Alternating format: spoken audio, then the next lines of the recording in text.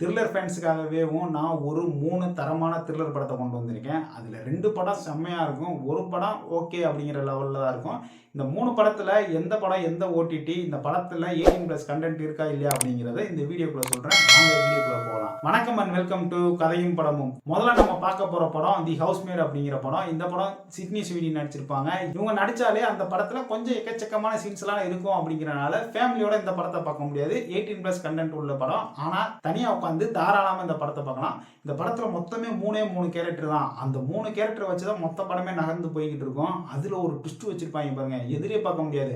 ஆனா இந்த ட்விஸ்டையுமேவும் நிறைய கிரைம் த்ரில்லர் படம் பார்த்தவங்களுக்கு ஒரு சின்ன குழு கொடுத்துருப்பாங்க. அதை வச்சு இதுல இதுதான்டா நடக்க போகுது அப்படின்னு சொல்லி நீங்களே ஃபைன் பண்ணிடுவீங்க. இந்த படத்தோட ஒன்லைன் என்ன அப்படின்னா, ஹீரோயின் சிட்னி ஸ்வீடி வந்து ஒரு 10 வருஷமா ஜெயிலுக்குள்ள இருந்துட்டு பரோல்ல வெளியே வருவாங்க.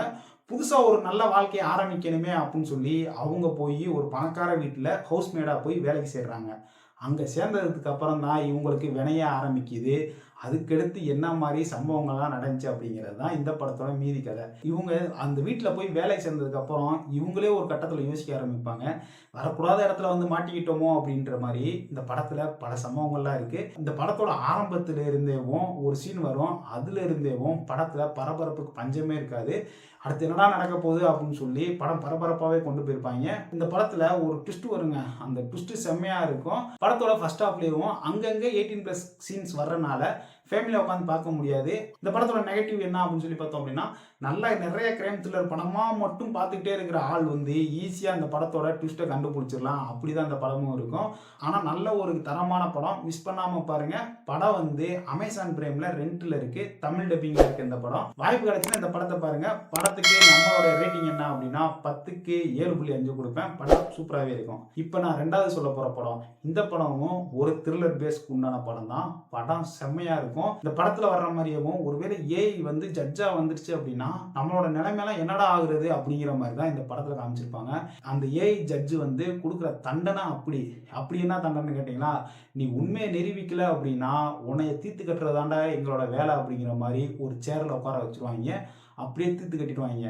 அப்படி கொடூரமாவாடா தீர்ப்பு கொடுக்குறாங்க அப்படின்னா அப்படிதான் இந்த படத்துல இருக்கும். உனக்கு 90 நிமிஷம் தான் டைம். அதுக்குள்ள நீ உண்மையை சொல்லி நீ வந்து நிரபராதி அப்படின்னு சொல்லி நிரூபிச்சுட்டு எஸ் ஆகி போய்க்க. அப்படி இல்லை அப்படின்னா ஓ சோழி இங்கேயே முடிஞ்சு அப்படிங்கிற மாதிரி தான் இந்த படத்துல இருக்கும். ஒன்லைன் என்ன அப்படின்னா, ஹீரோ வந்து ஒரே டிடெக்டிவ் போலீஸ் ஆஃபீஸரு. அவர் வந்து அவங்க ஒய்ஃபை கொலை பண்ணிட்டதா சொல்லி இந்த ஏஐ ஜட்ஜ் முன்னாடி நிப்பாட்டி வச்சிருவாங்க.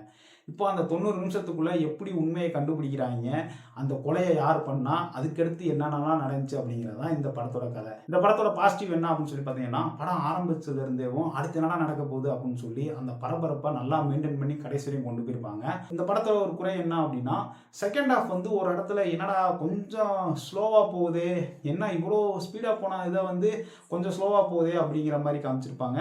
அதுக்கடுத்து அந்த ஏஐ ஜட்ஜினால யாருக்கு என்னென்னலாம் பாதிப்பு ஏற்பட்டுச்சு, அது மனுஷன்தான் அந்த பாதிப்பை கொண்டு வந்தானா இல்லை ஏஐ ஜட்ஜு தான் அந்த பாதிப்பை ஏற்படுத்துதா அப்படிங்கிறதையும் படத்தில் காமிச்சிருப்பாங்க.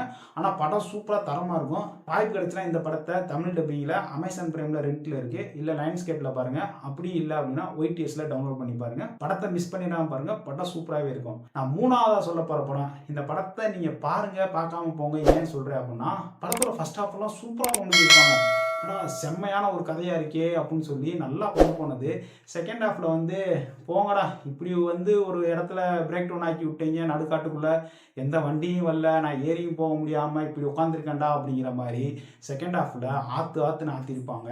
அப்படி என்னடா படம் அப்படின்னு கேட்குறீங்களா, அக்யூஸ்ட் அப்படின்னு சொல்லி ஒரு படம் இப்போ தான் ரீசெண்டாக ரிலீஸ் ஆச்சு, நெட்ஃப்ளிக்ஸில் இருக்குது. இந்த படம் தமிழ் டப்பிங்கில் இருக்குது. இந்த படத்தோட கதை என்ன அப்படின்னா, படத்தோட ஹீரோயின் வந்து ஒரு டாக்டருங்க. இவங்க மகப்பேறு மருத்துவராகவும் இருப்பாங்க. அவங்க வந்து லெஸ்பியன். அந்த பெண் டாக்டர் மேலே வந்து ஒரு மீட்டு கேஸ் வந்து பதிவாயிருக்கும். கேஸை யாரு கொடுத்தா என்ன அப்படின்னு சொல்லி எந்த ஒரு புள்ளி விவரம் எதுவுமே கிடையாது. மொட்டை கடிதாசி போட்ட மாதிரி தான் இருக்கும். இதை எப்படி கண்டுபிடிக்க போகிறாங்க, அந்த பெண் டாக்டருக்கு என்ன மாதிரி பிரச்சனை இதனால ஏற்படுது, அவங்க சோசியல் மீடியாவும் பார்க்குறவங்களையும் எப்படி ஃபேஸ் பண்ணுறாங்க, அதுக்கடுத்து என்னெல்லாம் நடந்துச்சு, இன்வெஸ்டிகேஷன் பண்ணி அதை கண்டுபிடிச்சாங்களா இல்லையா அப்படிங்கிறது தான் கதை. ஆனால் இந்த படத்தில் ஃபர்ஸ்ட் ஹாஃப் நான் சொன்ன மாதிரியும் யாரா மெயில் போட்டிருப்பா அப்படின்னு சொல்லி அந்த இன்வெஸ்டிகேஷனை பரபரப்பாக கொண்டு போயிருப்பாங்க. நம்மளுக்கு பல பேர் யோசனை வரும், இவன் தான் பண்ணியிருப்பானா அவன் தான் பண்ணியிருப்பானான்னு. ஆனால் டோட்டலாக இந்த படத்தோட செகண்ட் ஹாஃபு அப்படியே ஆஃப் பண்ணி வச்சுருப்பாங்க. நம்மளுக்கே ஒரு கட்டத்தில் எப்படா படம் முடியும், நான் ஒரு படம் தான் பார்த்துக்கிட்டு இருக்கேனா இல்லை 2 3 படம் பார்க்குறேனா அப்படிங்கிற அளவுக்கு படம் ஸ்லோவாக போகும். ஃபர்ஸ்ட் ஹாஃபில் காமிச்சிருக்க ஸ்பீடு செகண்ட் ஹாஃபில் இல்லை. செகண்ட் ஹாஃப் ரொம்பவுமே சொதப்பி வச்சுருப்பாங்க. முக்கியமாக இந்த படம் வந்து ஒரு லெஸ்பியன் லேடி, அவங்க வந்து மகப்பேறு மருத்துவராக இருக்காங்க. அவங்களுக்குள்ள நடக்கிற சம்பவம் தான். ஆணுக்கு எதிராகவே மீ டூ கேஸ் கொடுத்தா என்ன மாதிரி சம்பவங்கள்லாம் நடக்கும், ஆனால் அது பெண்ணுக்கு எதிராக கொடுத்துருக்கு. எப்படி கொண்டு போய் முடிக்க வேண்டிய கதையை எப்படியெல்லாம் முடிச்சு வச்சுருக்காங்கன்னு சொல்லி பார்த்துட்டு கமெண்ட் பாக்ஸில் தெரிவிங்க. இதில் ஒரு முக்கியமான விஷயம் என்ன அப்படின்னா, படத்தோட ரன் டைமும் 1 மணி நேரம் 46 நிமிஷம். முதல் 3 நிமிஷம் வந்து நீங்கள் டைட்டிலு அது இதுன்னு போட்டுட்டு கடைசி 3 நிமிஷம் விட்டுட்டீங்கன்னு வச்சுக்கோங்களேன், மிச்சம் இருக்கிறதுல வந்து செகண்ட் ஹாஃப் முடிக்கணுமே முடிச்சு வச்சுருப்பாங்க. வாய்ப்பு கிடச்சுன்னா அக்யூஸ்ட் அப்படிங்கிற இந்த படத்தை பாருங்கள். இல்லை அப்படின்னா நீங்கள் ஸ்கிப் பண்ணாலும் பண்ணிக்கலாம் இந்த படத்தை.